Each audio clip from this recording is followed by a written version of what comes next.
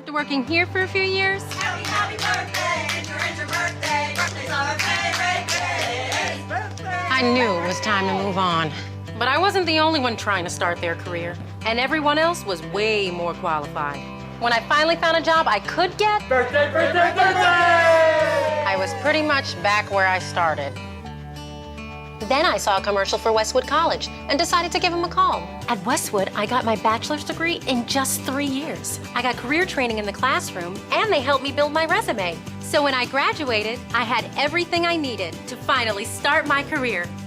Start your career with a bachelor's degree from Westwood College. Graduate in just 3 years with the tools you'll need to start a career in design, justice, technology, healthcare, or business, including construction management. Call now for your free Career Success Kit and learn about the careers and salaries that could be yours with a Westwood College degree. Online classes are available.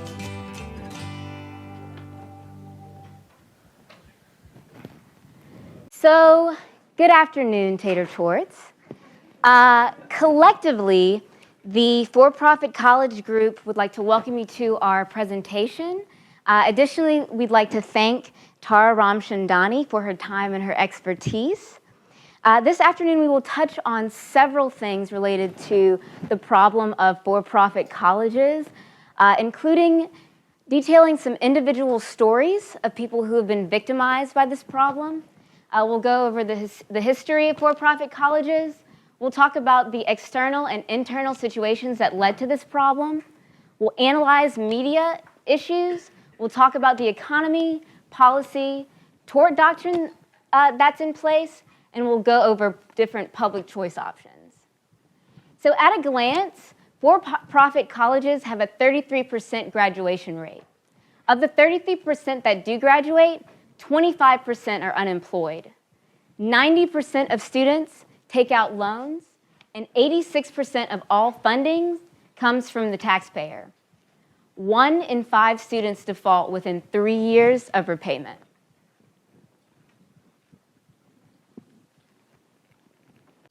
Do you all have dreams?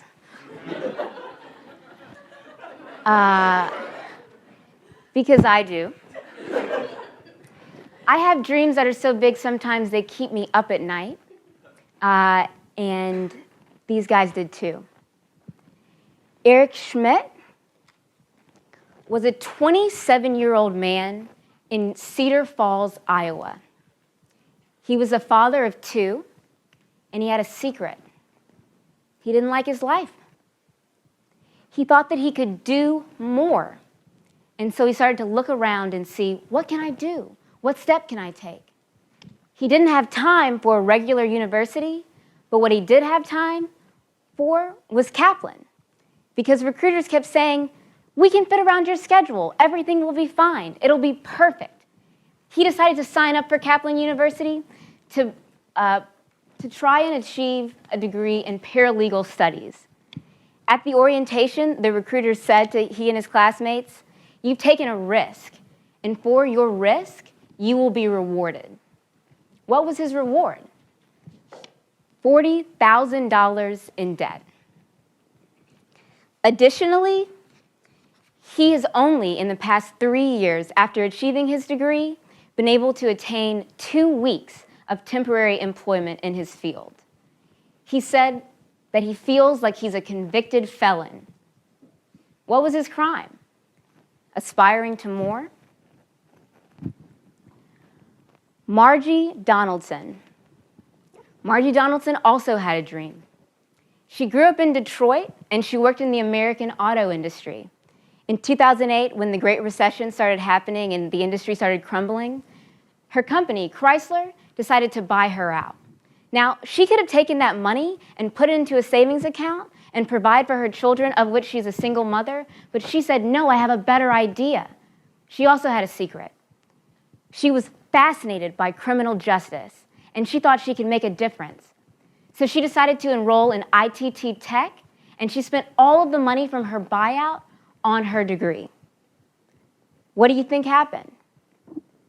5 years out, she's applied to 200 jobs, and she has a 0% success rate.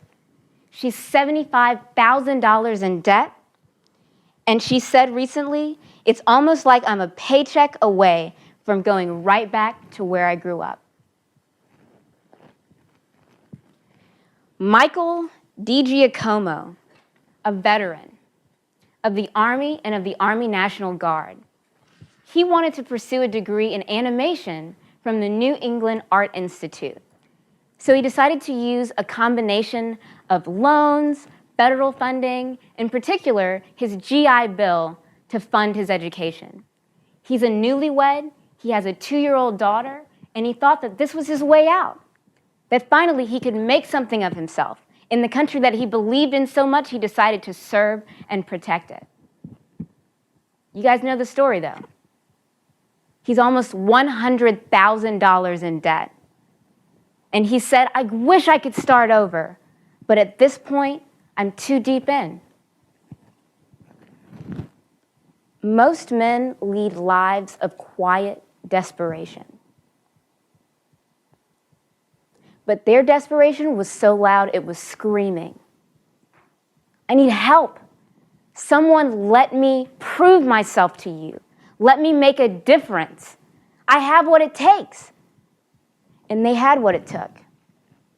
Dreams that could be exploited, funding that could be swindled away, and a belief that in this country, if they worked hard, they could make a difference in their lives. Those are their individual stories, but this one, this problem, is our story. But we don't think that it has to be. We're going to talk now about the history of for-profit colleges. So, funny enough, these actually stem back to colonial times, in which clergy offered unskilled workers an opportunity to gain a different skill. They said, we can help you, don't even worry about it. We'll teach you the skill in a very short amount of time, and that's what they purported to do. It was actually interesting because it's a precursor to deceptive marketing techniques that we now see in present-day for-profit colleges. They were primarily focused on vocational training, and in 1944, the GI Bill made veterans eligible for tuition reimbursement at for-profit institutions. As we transition into the modern era, in 1972, the Higher Education Act, also known as the HEA, allowed for federal funding of student loans. In 1992, it was reauthorized, and what's interesting about this provision is that it provided for this 90-10 rule, which is very important to to this problem in general, in that it provides a cap saying that only 90% of funding to federal colleges, to for-profit colleges can be provided by the government, and the other 10% can't. But what they don't say is that the new GI Bill falls under that 10%, so that if they get enough veterans, then all 100% of their funding could potentially come from the federal government, which is a hit to you, the taxpayer. Great. Growth from the 1990s to the present, there are 3 primary factors driving growth. 1 is increased financing. 2 is marketing towards traditionally excluded groups, marginalized communities. And 3, the emergence of new educational technologies, which is so dubious in that these new educational technologies means that individuals can go and take classes online, which reduces the college's overhead, but they can still charge the same in tuition. The ramifications of this: higher rates of student loan default, lower student retention and job placement rates, and attempts at regulation have, so far, been largely unsuccessful. Now I believe Paul is going to talk to you about external situations. What we're going to talk about now is the external situation. And the way we conceive of that is, what is the world like that allows this problem to take place? Like, what are the factors that exist in the broader society that means that the problems that Morgan described can come to pass? So the first is that we persist in living in a country where getting a college education is almost uniformly a good idea. Now, for-profit colleges have thrown a wrench in this, but both conventional wisdom and data indicates that it is a good idea for virtually everybody to get some type of post-secondary education. So this is a quotation from a New York Times article that summarizes data we're about to show you. But essentially says the same thing I just said, which is from any individual's perspective, college is a no-brainer. Can you? And the data bears this out, right? So if you look at this, someone with a bachelor's degree in 2013 earned almost twice as much every week as someone with a high school diploma. Even someone with an associate's degree earned over $100 more every single week than someone with a high school diploma. So the data continues to bear out the conventional wisdom, which is that everyone or most everyone should go to college. So that's the first element of the external situation that allows these problems to happen. The other element is the demographics at these for-profit colleges. For-profit colleges, as Tara talked about in her presentation, are overwhelmingly minority, often represent low-income families, often have more women than other types of colleges, and also often represent people who come from families where they're the first member of their family to go to college, or their family in general has less education. And we have some graphs that are really exciting that demonstrate this. So, if you look at student race by school sector, in public universities and nonprofit universities, private universities like Harvard, for instance, approximately 60 to 65% of the students are white, around 12 to 15% are each Black and Hispanic. Those numbers alter drastically when you look at for-profit colleges. Less than half of students at for-profit colleges are white. Over a quarter of students are Black, compared to 12 to 13% at the other two sectors of colleges. So the racial demography of these institutions is another part of the situation that leads to problems, like an overwhelming proportion of the students who buy this poisonous product being African American or Hispanic. So this chart is very excellent. And the reason it's very excellent is not because of the data it depicts, but it makes this very, very clear. So what it does is it looks at growth in two different educational sectors separated by race. So this is growth within those educational sectors. The top yellow bar represents the 468 most selective colleges and universities in the United States. So that's basically all private colleges, or most private colleges, most state universities, the standard colleges that you would think of. The bottom bar represents open access institutions. So that's things like for-profit colleges and some community colleges as well.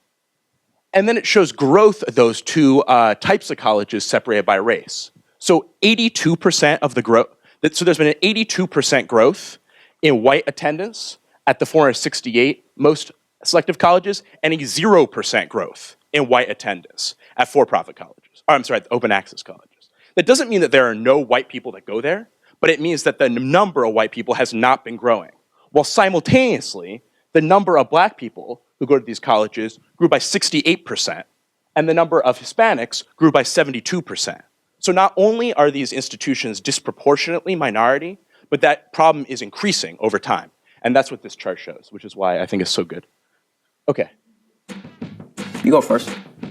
Did you know with just one call, you could change your life? Did you know with just one call, you could change your life? Dude, that's not gonna get you to girls. Actually, girls are into smart guys nowadays. I am smart.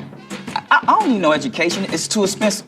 Not at ICDC College. I just need a little spending money, not a career. Pathetic. ICDC College offers job placement assistance. I don't even have a computer. Laptop is included. It's too much work. You're never alone. ICDC College helps you through the entire process. Call ICDC now, change your life forever. Any more excuses? I'm cool, okay? I don't need an education. Don't listen to that slack. You're successful because you educate. Education is a game changer. Call ICDC College now and get on the path to success. That's my boy. Call ICDC College now. I'm so ICDC. So based on this very racist and sexist advertisement, it's obvious that colleges have become aware of this trend and are capitalizing on it. So those are the two of the elements of the situation we've talked about so far that create these problems. One is that it remains a good idea to go to college. So it's reasonable that people will be looking for opportunities for post-secondary education. But these colleges are disproportionately targeting people in minority communities. So that's part of the situation. And the student outcomes are not encouraging. I mean, you can read the statistics, but only 32% of people who enroll in for-profit colleges graduate within 6 years, which is like a pathetic statistic, compared to 57% at public schools and 66% at private schools. And there's huge withdrawal rates, particularly in two-year programs. So the colleges know, it's not like they're blind to this information, so it's a poisonous product, they're aware it's a poisonous product, yet they continue to sell it, especially to minorities. So it's very obvious to us why these for-profit colleges want students to attend. The question is, why do students make this choice? And so part of it is explained by this external situation, but part of it is also explained by the internal situation, which is what we'll talk about next. So we're going to talk about the internal situation of the students. There are three psychological factors that our group focused on that makes it more likely that students will make a choice to attend a for-profit college, despite the fact that it's probably a bad choice. So the first factor we want to discuss is called over-optimism. This is a psychological bias where people tend to be, as you can imagine, overly optimistic about the chances that a particular risk will lead to a reward. So even if they're presented with data which says only 32% of people graduate and a lot of those people don't get jobs, people tend to think that won't happen to me and be overly optimistic about their own chances for success despite the data. So that's one thing. Second thing is probability neglect. Probability neglect is a phenomenon by which when something very important might happen, people tend to neglect the fact that the chances that it will happen are very low. So this helps to explain why people buy things like lottery tickets. They know there's almost no chance that they're going to win, but if they did win, it would be a huge deal. And so people tend to ignore the fact, or at least minimize the fact, that there's almost no chance they will win and make that choice anyway. Same thing is happening in for-profit colleges. They know that they might be presented with data that it's unlikely they'll be successful after attending a for-profit college, but they nevertheless make that choice because they minimize the importance of probability because the outcome of changing a career will be extremely meaningful and important to them. And then the last thing that's important is a phenomenon called myopia or present bias. And essentially this is people's tendency to consider a short-term benefit over long-term harm. So if someone thinks that something good is going to happen immediately, but they know there's a risk that something bad might happen in the long run, or even if they're certain that something bad might happen in the long run, people tend to value the short-term benefit more than they consider they will value the long-term harm. So even if you say to someone, you could end up in a lot of debt, they say things like, or at least they have a tendency to respond with things like, yeah, but that's a long time away, it's not really going to happen, right now I'll be able to handle it, these sorts of things. So these psychological problems exacerbate the external situation, which is already coercing people to purchase this product.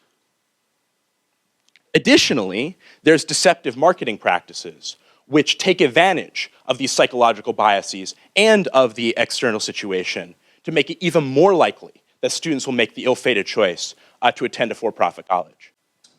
Zara Crowley was a recruiter at the for-profit Westwood College in 2007. Crowley says she quit because she couldn't continue preying on low-income youth and using something called pain points. Pain point would be something, they work at McDonald's, they don't want to be like their parents. We'd turn it on them and say, I thought you wanted to do something with your life. Do you want to work at McDonald's for the rest of your life? So yeah, this is an example of how they're taking advantage of these psychological biases, right? They use techniques that draw upon people's insecurities, people's uncertainty about the future, and take advantage of them in order to coerce them into purchasing this product. And this problem is also exacerbated by the fact that people out in the world tend to be system justifying, which is to say, when they're confronted with information which suggests there's a systemic problem, they prefer to blame individuals over recognizing that the situation might be responsible for this problem. So some of the things you often hear is that, well, the students, and Tara talked about this in her presentation, right? That people say, well, it's the students' fault. They wouldn't have been successful anyway. Why did they choose to go to such a bad college? Like these sorts of things you hear all the time. It also helps to explain why courts have been really reluctant to both allow litigation and to return awards for plaintiffs in these cases. Because there's a preeminent and pervasive view in society which suggests that if you do bad at a school, it's your responsibility and it's your fault for doing bad at the school, which isn't an absurd view on its face, but given the situation, both externally and internally, is called into question. So what has the media coverage of for-profit colleges been like? Interestingly enough, recently it's been fairly negative. We've pulled a couple of headlines that we found in recent stories. You know, for-profit colleges exploit the 90-10 rule to screw veterans is not especially glowing review of their practices. So there has been negative coverage. Perhaps the most prominent example is John Oliver's clip on Last Week Tonight. For-profit colleges, media coverage has been negative, but this coverage is counterbalanced by what's been an exhaustive and really aggressive marketing effort on the part of for-profit colleges. So almost $2 billion were spent in the fiscal year 2008-2009 by just 15 for-profit colleges in advertising their product. So even a very aggressive media campaign, which reports negatively on for-profit colleges, is probably no match for this very aggressive marketing campaign that the industry is doing. And in fact, the industry in many cases spent more on marketing than it did on instruction. So there are many instances in which schools spent more advertising than they did actually providing the product, which I think we have a chart of next. This is where we meet one of the biggest drivers of student debt, for-profit schools, like University of Phoenix and ITT Tech. Most of them are publicly traded on Wall Street, and they run commercials like this. One evening, I was watching TV, and an ITT Tech commercial came on, and I decided to give them a call. I think my education has paid off tremendously. I got into the field of aerospace. It's been over 12 years now. There's nothing I would change about my life. We've been married almost 10 years now. We have 2 beautiful boys. Everything is perfect. That's nice. Although I will say there's something about the phrase, everything is perfect, that I find inherently suspicious. Because the only other person who says that is Janice in accounting, and she secretly puts Jim Beam in her coffee cup and repeats, "Keep you together, you can do this, Janice," into the bathroom mirror 5 times a day. For-profit schools account for nearly a third of all student loans, despite having just 13% of our country's students. That is way out of proportion. And part of why for-profit schools account for so much student debt is that they are not cheap. I was surprised to learn how expensive tuition at the for-profits is. 5 to 6 times the cost of a community college, and as much as twice a 4-year state university. Wow. 5 to 6 times the cost of a community college. Plus, you don't even get to hang out with a study group full of lovable scamps for let's say, for how long? For let's say 6 seasons in a movie. But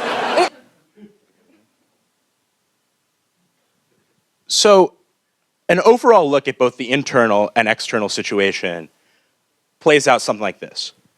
There are implicit psychological biases that people have that make them more likely to consume this product. There is a country in which it remains true that going to college is a good idea. And there is an extremely aggressive marketing campaign by for-profit colleges. This is counterbalanced to some degree by increasing negative media coverage. But we would contend that the side of for-profit colleges is still by far winning in the battle of information and persuasion. And this graph actually helps to demonstrate maybe why that's the case. It compares the amount, and I love this one too. It compares the amount that colleges spend on marketing per student versus instruction per student. So Strayer University spends $2,500 on marketing per student, but only $1,300 on instruction per student. It's similar statistics, not quite as disparate, but still similar, can be found at ITT Tech, where they spend $3,100 on marketing per student and only $2,800 on instruction per student. So obviously, there's a bit of a fast one being pulled here, where these institutions are a lot more concerned with getting students in the door and getting their federal loan dollars than they are with actually providing a high-quality service.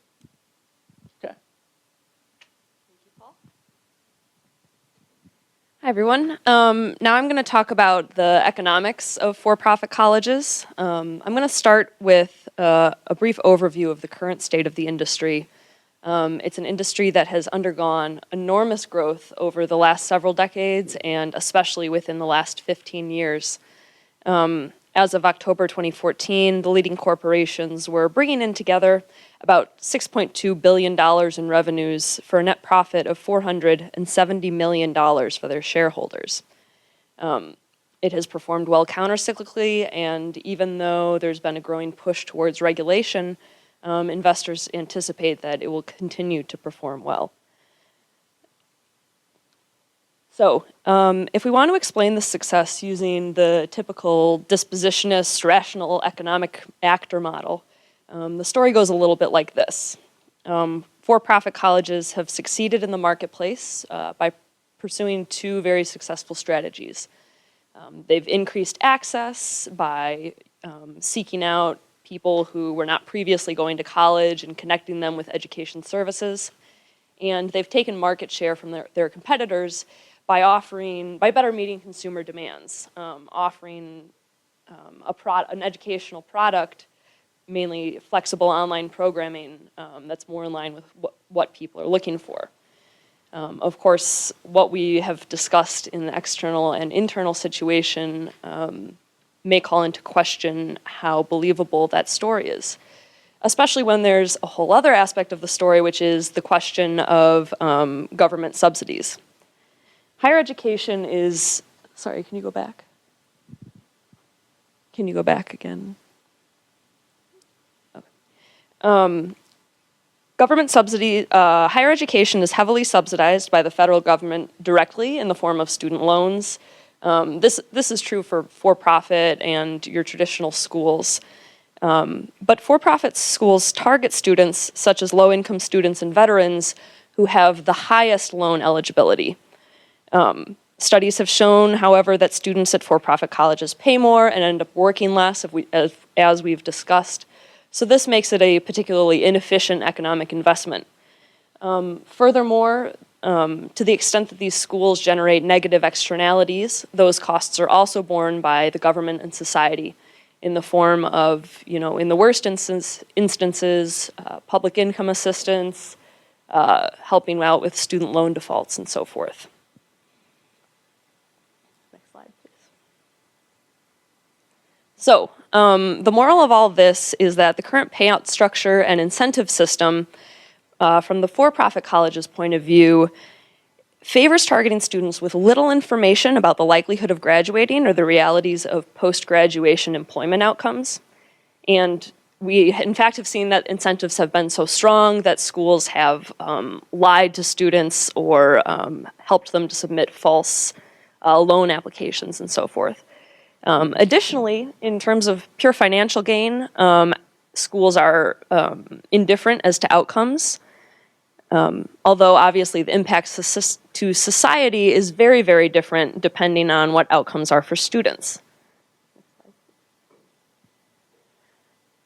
So, in order to align the incentives of for-profit schools with the interests of students and society, one of the most powerful economic levers that we have to pull is government subsidies.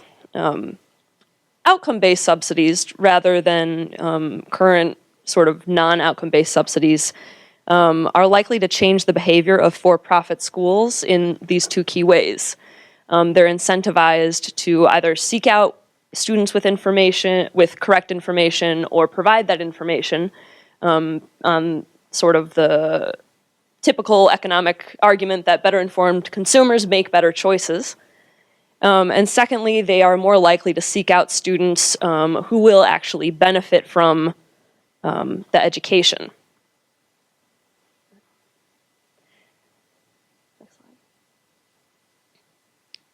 So we talked about economics. Let's move into policy wonk world and talk about some of the levers we can pull there and what the current situation is.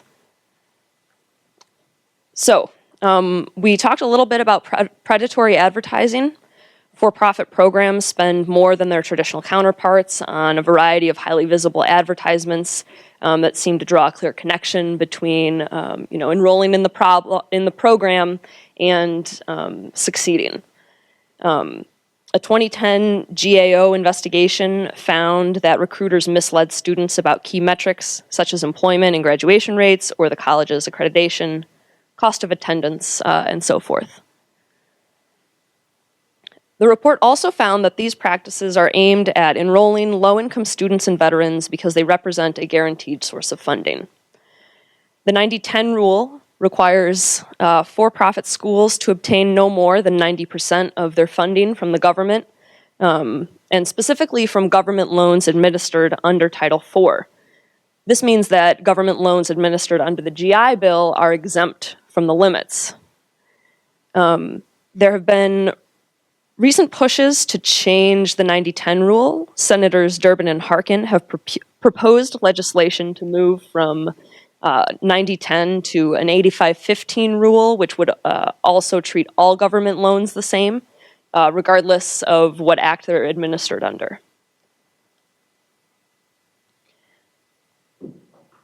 All right, let's talk about the gainful employment rule. The Department of Education has recently announced a new set of regulations aimed at increasing accountability and transparency. Programs which produce graduates with excessive indebtedness relative to income or earnings would eventually lose their Title IV eligibility. In addition, under these regulations, schools would be required to provide key information such as costs, graduate earnings and debt, and completion rates. These regulations were officially announced very recently, just at the end of October. An estimated 1,400 programs would fail to meet the standards. In even more recent news, as of last week, a trade association representing approximately 1,400 for-profit schools has sued to have the regulations blocked, saying that the Education Department does not have the statutory authority to impose these. So you can bring all your leg-reg expertise to bear if you want to look at that case, which I believe was filed at the U.S. District Court of Washington. All right, also in Policy Wonk World, we want to talk about the 2013 FTC guidelines. So in 2013, to help curb the use of these predatory advertisements, misleading advertisements, the FTC amended the Vocational Schools Guide Act of 1972. This prohibited recruiters and other members of administrators of for-profit colleges from misrepresenting statistics such as graduation rate, length of courses, accreditation, the types and amounts of federal financial aid available, and so forth. However, these regulations only applied to vocational programs. The FTC has much broader jurisdiction. They could extend stricter regulation to the entire industry of for-profit schools, but to this point have not chosen to do so. Okay, so now let's talk about tort doctrine. One possible, so we're going to talk about three possible tort doctrines that could lead to some remedies. And the first one we're going to talk about is educational malpractice. Malpractice is essentially a negligence claim, but instead of having basically a reasonable person standard, you're dealing with a reasonable professional standard, whether that professional is a doctor, a lawyer, or potentially in this case, an educator. However, educational malpractice has been a tort that the courts have just dismissed. This is due to the doctrine of academic abstention, which is premised on what you're going to recognize as very sort of system justification reasons. The idea is that schools are providing a public good. We shouldn't burden them with the costs of regulation. The courts really shouldn't be involved in trying to decide whether or not schools are providing good educational products. That's really a policy thing. So the courts are just going to abstain from any of these sorts of questions. And as a consequence, schools do not recognize the rights of students to sue their schools for the poor quality of instruction or education.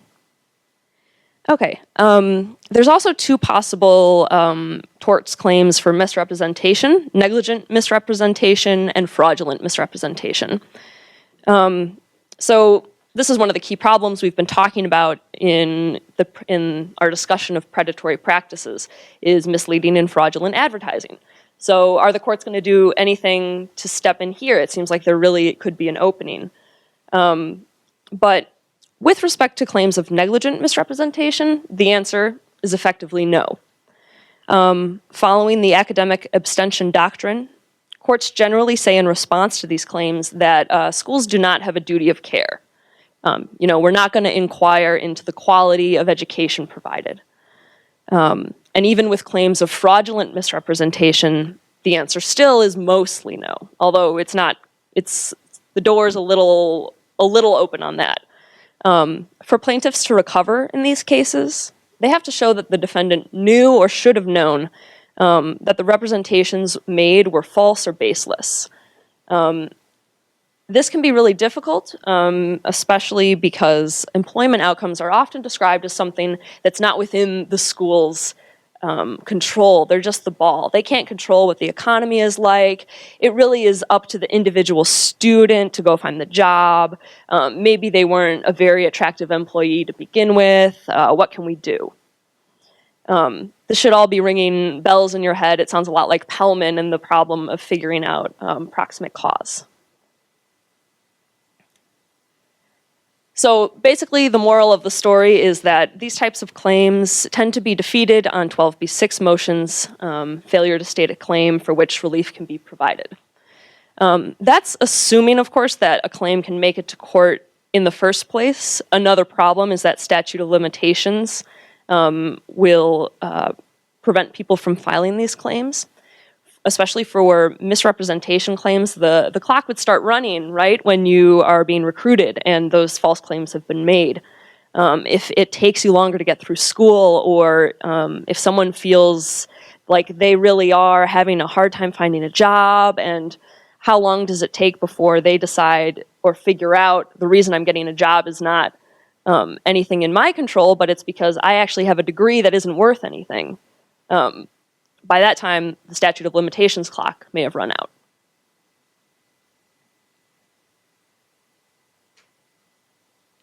So in addition to these potential claims we've discussed, there's also potential remedies under state consumer protection statutes.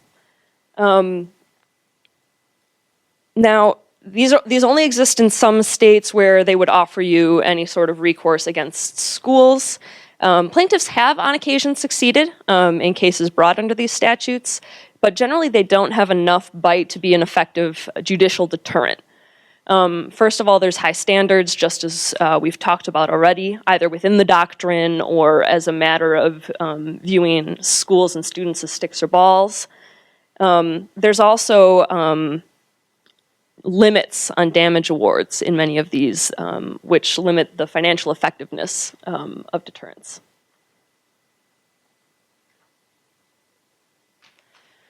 Okay, so we talked about economics, we talked about policy wonks, and I'm going to wrap it up by talking about some public choice information.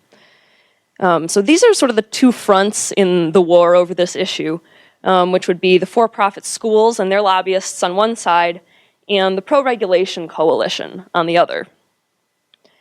So for-profit schools generally represent themselves as heroic good guys. They're dedicated to expanding educational access, and everyone knows education is good. We're especially, reaching out to minorities, low-income students, veterans, first-generation college students, and that how can you argue with that? Their largest lobbying group is the Association of Private Sector Colleges and Universities. This is the group that has filed the lawsuit that I mentioned earlier against the Obama administration on the gainful employment regulations. For-profit schools rarely engage in purely dispositionist descriptions of their consumers, which is actually an interesting switch, I think, with our topic compared to other topics we've talked about. because this allows them to sort of shift responsibility off themselves when we're talking about outcomes. Just as we discussed in the tort doctrines, these schools often say, you know, well, what did you expect? We're dealing with non-traditional students, working mothers, people who have a lot of challenges. It's not surprising that we have higher withdrawal rates, that we have lower completion rates, that people have trouble finding jobs, and so forth. I will say the one exception that I have observed anecdotally is in the more extreme claims against schools, for instance, where they've just lied about the existence of credentialing, for instance. I know in Illinois, Attorney General Lisa Madigan is bringing a case against for-profit schools who are offering law enforcement degrees, especially to veterans, which were not worth the paper that they were printed on because not a single police force in Illinois would accept the accreditation that they had basically made up. So in that case, the schools lean more towards describing their students as sticks. You know, well, they could have gotten the information and, you know, we're just, you know, they gave this money and then gave us this money and turned around and sued us after, in good faith, we'd given them an education. Okay, next slide.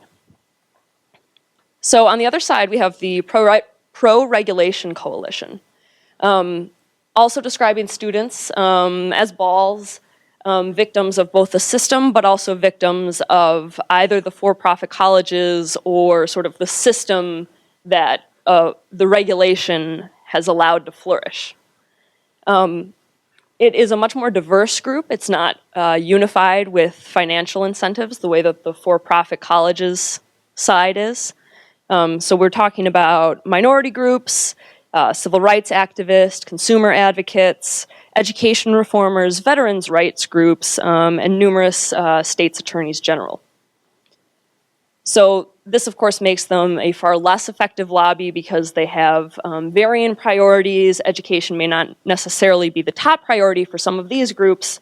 And, of course, some members of the coalition are also politically marginalized.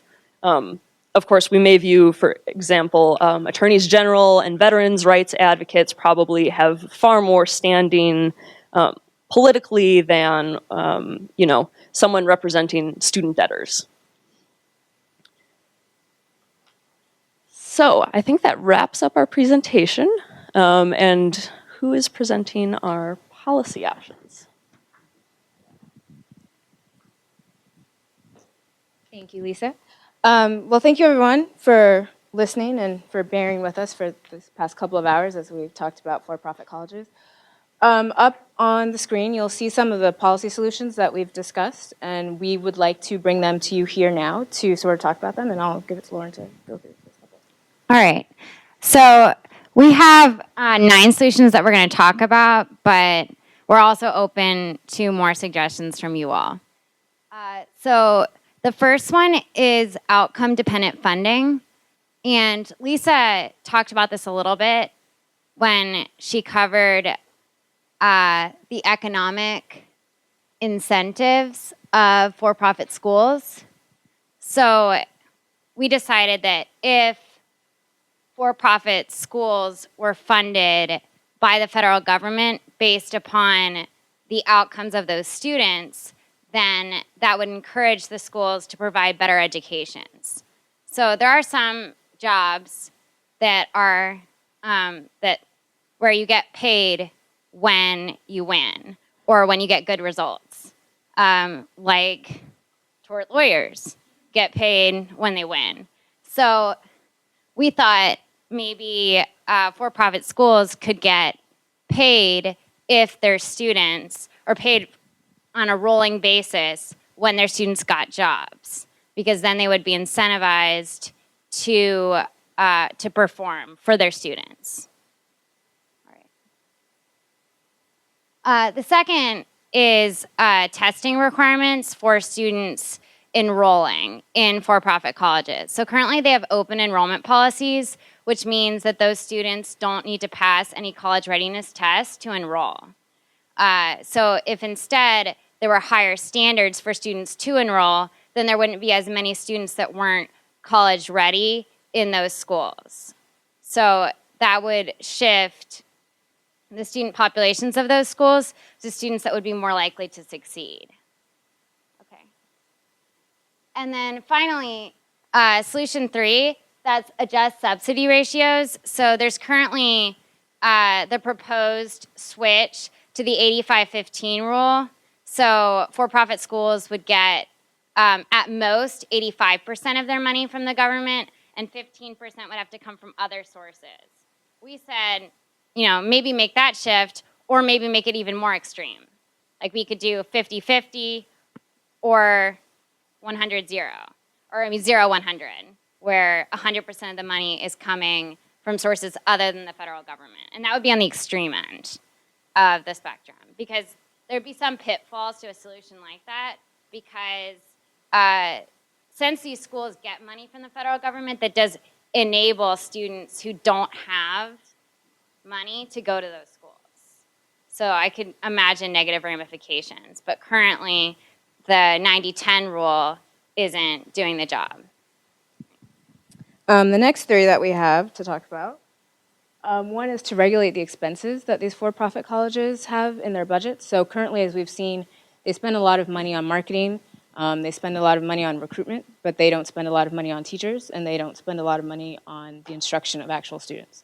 So if we had regulations that capped their advertisement in their budget, or if we had regulations that, in addition, also maybe even cap their tuition, because as they continue to grow in this industry, their tuition rises, and not based on anything having to do with any educational instruction, but rather for profits. We would also suggest strengthening accreditation standards. At this time, a lot of for-profit colleges can either get a national accreditation or a regional accreditation or a state accreditation. Often these national accreditations are not actually as stringent as more regional or locally focused accreditations, or as we heard from Tara, some accreditations don't even exist at all. So they would have to ensure that whatever accreditation that they say that their university offers or that their college offers is actually on the books somewhere, and that can be looked back on to make sure that it's correct. And as we mentioned earlier, also restricting the type of advertising that they do. So right now, there's complete free speech on how they advertise. As we've seen in the presentation today, they play on a lot of tropes, racist tropes, sexist tropes, also pain points, making sure that people who want to get out of the situation that they're in, it's completely rosy. Once you sign up for a for-profit college, you will be on your way out of your situation. We know that that's not the case. So if there were regulations to restrict the type of information that they could place in advertisements, that might be a way to curb the problem. All right, so I'm going to talk about removing the academic abstention.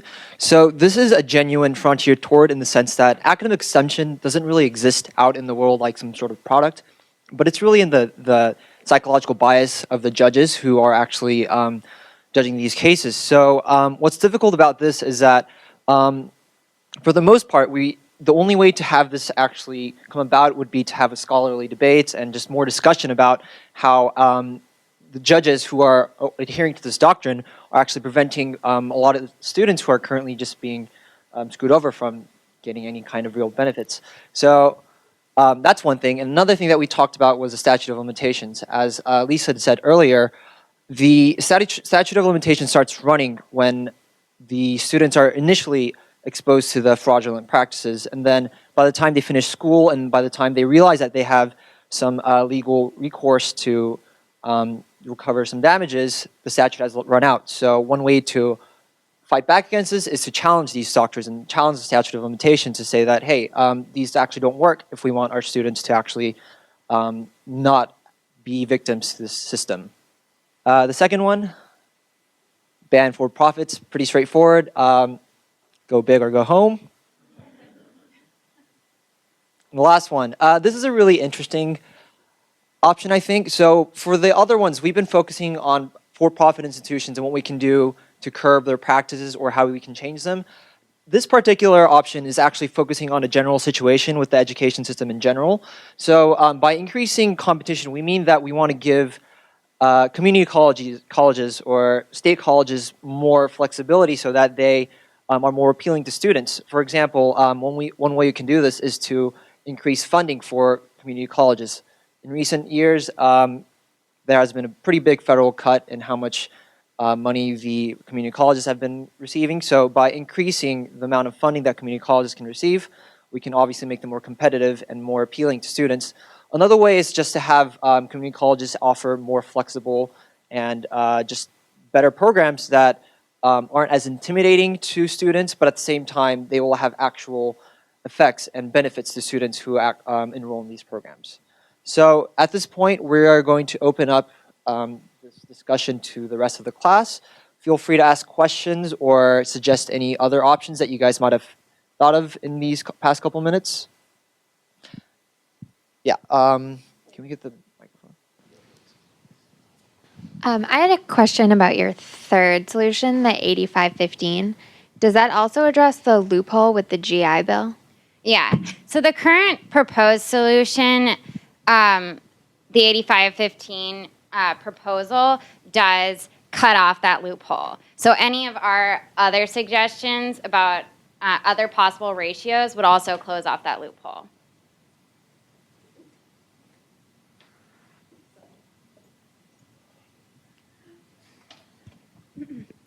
So kind of a question on your last solution. I know it talked about increasing competition, but did you guys consider the idea that maybe there's maybe too much higher education going on and there's kind of an overskilling going on in certain economies? So for example, in Germany, I know they focus more on vocational and apprenticeship schemes. And I guess my question is there a role for the government in kind of reducing maybe unnecessary or unhelpful higher education that is, costing a lot both to society and the students in favor of more vocational or apprenticeship type programs? Well, actually, one of the reasons why we think it's important to increase competition among community colleges and also state schools is because those schools can provide vocational training. And for-profit schools were born in providing vocational training. So community colleges also provide that training as well. And sometimes students enroll in for-profit schools to get vocational training, but they just aren't currently getting it. So it's not that those schools don't offer vocational programs. And I think that right. So my question was rather than the vocational programs, the idea is kind of like having apprenticeship schemes or training schemes where it's not like you're paying for your college. It's like you're working and being trained in a certain job without paying for college. So great question. That's an area that we didn't necessarily touch upon when we were researching this topic. So just a couple of my thoughts. I think on the one hand, it'd be difficult to say that it'd be difficult for the government to say let's cut down on education because it's pretty common knowledge that education is a good thing, and it might be the case that some education is not better than other forms of education, but it still is better than no education at all. So to try and cut down on education, it might be a difficult policy, in my opinion. One thing that I can see to try and adjust this is to cut down some of the poor educational programs of poor quality that for-profit colleges are offering at this moment. So that way we can relatively increase the efficiency or effectiveness of the other programs. And with your particular solution, I think that's something that we can actually add onto the table. We haven't really been exposed to a policy option such as that, but it does seem to address some of the concerns that we've been facing. So I actually read a really interesting Economist article about this in May, and in I think Mississippi, where Boeing has a lot of their manufacturing plants, they've created an apprenticeship program.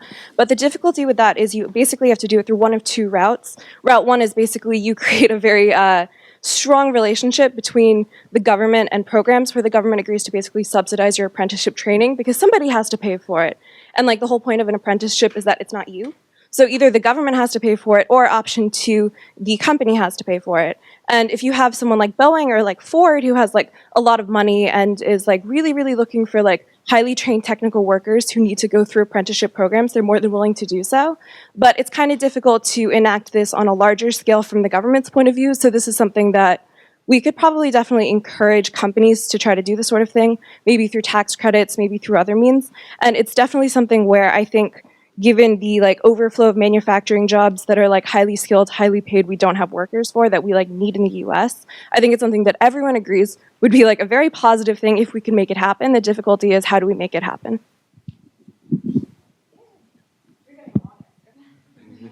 Yeah, no, so I thought that was a really good question. So there's just two quick things I wanted to throw in, I guess, not necessarily as responses, but just as additional comments. One is that, so as enrollment in for-profit colleges goes up in this country, enrollment in what is actually a fairly high-quality network of community colleges has been declining pretty rapidly. And so I think this suggestion, number 9, has more to do with creating measures that would encourage students to choose to attend a community college instead of a for-profit college. Not so much as to create more community colleges or more colleges in general. In fact, the goal might be that if enough students choose to attend community college, some for-profit colleges would go out of business. I mean, that would be a positive outcome. And you know, a lot of the infrastructure that could make that happen exists at the moment. Like, community colleges are substantially cheaper than for-profit colleges, but their advertising is quite poor. The reputations that they have in their communities, although they often offer better education, is quite low. And so these are the types of things that I think we would want to work on. The second thing I would say, because I think this vocational thing is really, apprenticeship thing is really true and a good point, is that a lot of certification programs have externship or practicum requirements, right, where they require you to have whatever number of hours doing whatever it is you're trying to get certified for. Community colleges that offer these programs often, not always, but often, have a much better track record of getting students those practicum requirements than startup for-profit colleges that don't have connections in the community. A lot of times the professors at community colleges are actually professors from nearby universities who do it for extra money and extra experience and things, tend to have more connections and these types of things. So I actually think making it more likely that students attend a community college instead of a for-profit college might be a good idea.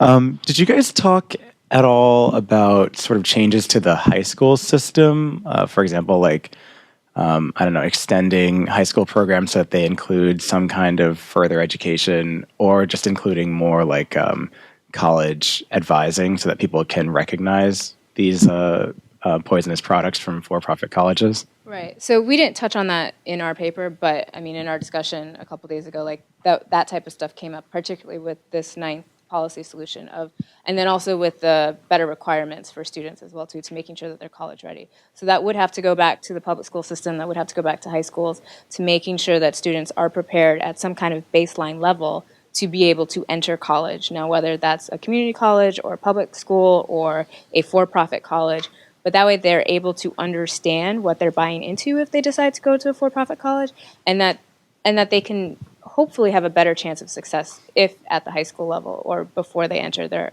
more college ready.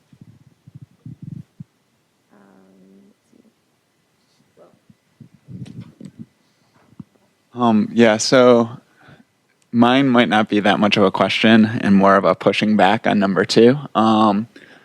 So a lot of what we talked about is universities failing their students, and it's totally possible that many students are not ready for college. I think that is actually the case. However, before you institute changes to universities, advocating for something like college-ready requirements leaves a very easy option for schools to say, well, we'll do this, we'll exclude a lot of students that probably would benefit actually from universities.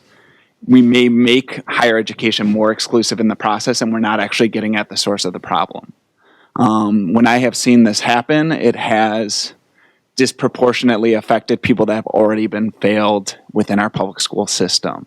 So, you know, I'm really glad Richard brought up that point too. I think universities need to develop relationships with public high schools more than they have been doing. But college-ready requirements I've seen tend to exacerbate the problem of school access. Yeah, actually, we talked about this some when we met as a group, and I definitely agree with you, especially because I taught at a public school that had college readiness requirements for its students to graduate. And I think that sometimes those kinds of requirements can incentivize one, poor education that's based on educating students to take a test that will change in 2 years, and that doesn't educate students with skills that they need to interact with critical information in the real world. So I think one, it incentivizes poor education.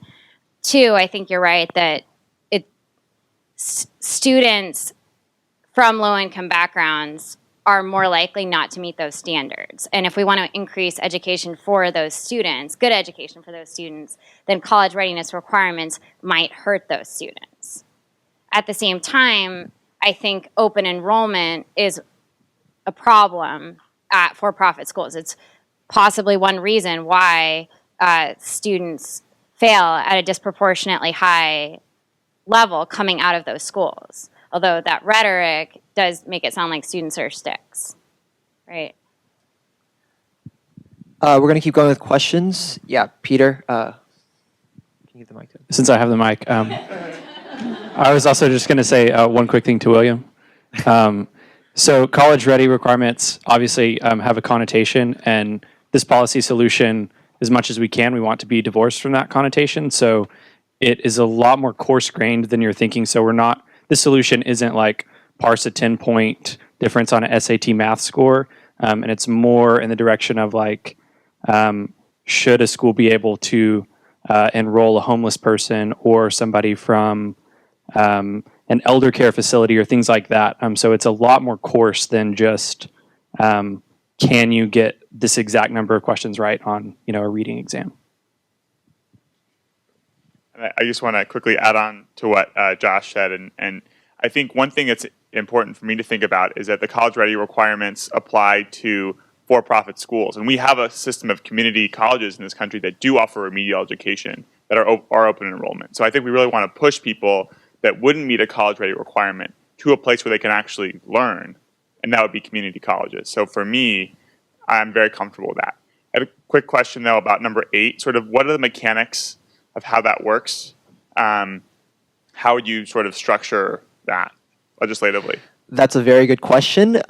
So this is one of these options where we have a very strong extreme just to show everyone that there are a lot of remedies available. Realistically speaking, it might not be all that realistic, only because we are actually looking at an institution, for the most part, that does provide some service, even though to an extent they might be fraudulently advertising or targeting students. In the end, there are some still students who benefit from this, and there is a very strong lobbying group.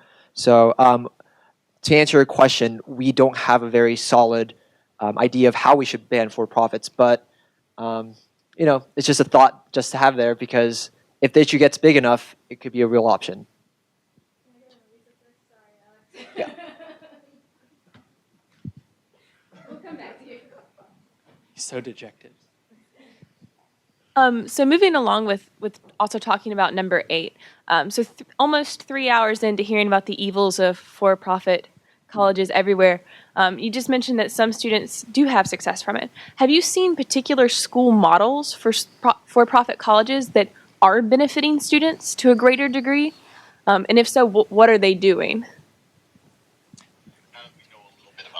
So as we tried to show in the media analysis part, a lot of the information that we're coming across really does tend to focus on the negative effects of for-profit colleges, and even some of the most successful groups like Kaplan or DeVry, I'm sure they are successful, but to a large extent, the number of students that are failing or that are being exploited is much larger than students who are benefiting. So that's something that we're keeping in mind. For that reason, we've been focusing less on the students who have been benefiting. Just to clarify, are there particular schools that are better than others? There are. If you remember that graph that Paul showed, one of the great graphs we really love. There was one school on the graph that spent like twice as much on instruction as marketing, and both of the costs were really low. So if you have like a small school operating in a localized area that's not a national university that focuses on one specific area, so like a school that just does nursing and med tech licenses. So like that's something that we've seen that worked, but like once it gets big, once they start doing like business, homeland security, fashion, like barber shop certification, like then it sort of all just goes south. Thanks. Justice. The other place where people have positive outcomes is where there's just straight benefits to credentialing. So for example, in the Chicago public schools, if you get a graduate degree as a teacher, you automatically get a pay bump. So a lot of teachers get degrees from for-profit schools. The debate, of course, is whether or not that's, if the benefit is solely to the teacher versus the school system. Okay, so we're only going to take 2 more questions because we still have to save time for voting. So we're going to go to Loomis, and then we're going to go to Professor Hansen. So I'm also a little bit curious about 8. So I wrote down some whimsical suggestions. We don't need to go into those, but one involves a special prosecutor appointed by the community colleges. But on a more serious note, 8 and 9 seem like they could be interestingly linked. In that it seems possible that you could probably try to put forward some kind of really high tax, progressive, based on the profits of these for-profit colleges, and have all the money go to the local community colleges, and then you sort of kill 2 birds with 1 stone. And the other benefit of that is that it actually gets at the point that the nuance that you were mentioning about how some places actually seem to be doing a good job for their students, and that some places, like, I don't remember what it was, spend more money on their students' education. If that's true, they're probably going to have slightly lower profit margins if they're not spending as much money on marketing and they're spending more money on costs. So given that, this should affect them least and disadvantage them comparatively less than the schools that are spending lots of money on marketing and less money on education.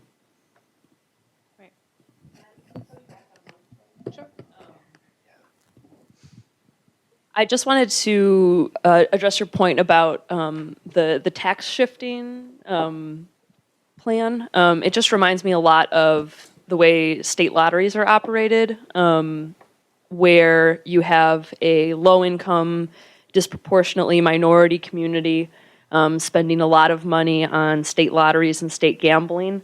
And it's justified using the story that it will benefit education. And the fact is, once the money gets into the system, it's not supplementing school budgets, it's pushing other money out.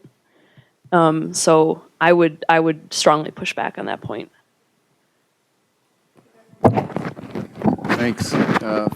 First, that was another wonderful presentation. Okay, so a couple of things I was thinking, and I don't know what to do with this first one, but it seems to me part of the problem is the debt, and that's not just a problem for these students; it's a problem for a generation of students. I went to college more or less for free, and in my lifetime, I went to law school, I had to take out a lot of loans, so it was happening then, but in my lifetime, I see a ton of people now with incredible amounts of debt, and we're not talking about that much here, and I get that, it's maybe a bigger issue, but to some degree, there's an illusion at work here, which is that these people are, who are victims of this, are somehow bearing the costs of it. In fact, taxpayers are, and we might think about grants instead of loans, so that it isn't their last shot, it doesn't take them down entirely. We may set a set of conditions under which, they're able to get those grants and what colleges are able to provide them. But some of what I think about sort of the negative regulation, we might spin back around and thinking about how do we finance education for everybody, so that this hole isn't one that people keep tripping into, including people like yourselves, right? Some of you have dreams, just as Morgan suggested. Second, I want to add another idea here, which is, of course, the standard Hansen offering, which is tort law. So I want to propose an enterprise liability concept that I'm going to call abnormally predatory educational product liability. Somewhere the word Apple may be in there. And what I would imagine is that there would be strict liability, at least for tuition costs for individuals where a set of indicia are in place. So just like for ultra-hazardous activities or abnormally dangerous animals, we would set up a set of criteria that either we would enact by statute or a court, a very active activist court, would create on her own. And they would include things like the gainful employment threshold would be one of the considerations, whether that's met or not, whether there is advertising and whether it includes misleading claims, by which I would define that short of fraud. So something that could be easily interpreted by a potential student as promising more than the average graduate tends to obtain through the university that's advertising.